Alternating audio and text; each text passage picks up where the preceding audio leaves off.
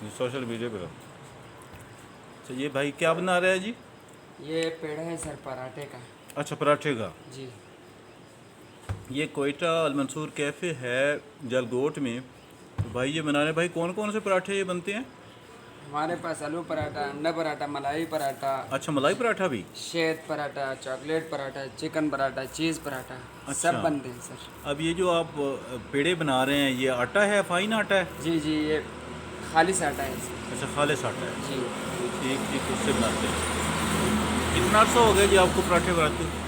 मेरे 2 साल हो गए हैं सर। अच्छा 2 साल हो गए। कहाँ कहाँ काम करते रहे? मैं गिलगित शहर में ही, कोयटा शाजी कैफ़े, कोयटा अल मंसूर में, बस ये अच्छा 2 ब्रांचों में। और आप हैं कोयटा की? जी जी। चलो जी अल्लाह सलामत रखे। ये भाई जी कोयटा अल मंसूर कैफ़े है जी, ये पराठे बन रहे हैं जी। और ये मैं सुबह सुबह जनाब मुझे भाई ने 2 खुश्क पराठे, ऑमलेट और ये चाय बना दी और बड़ी स्टाइलिश कप में चाय देखें।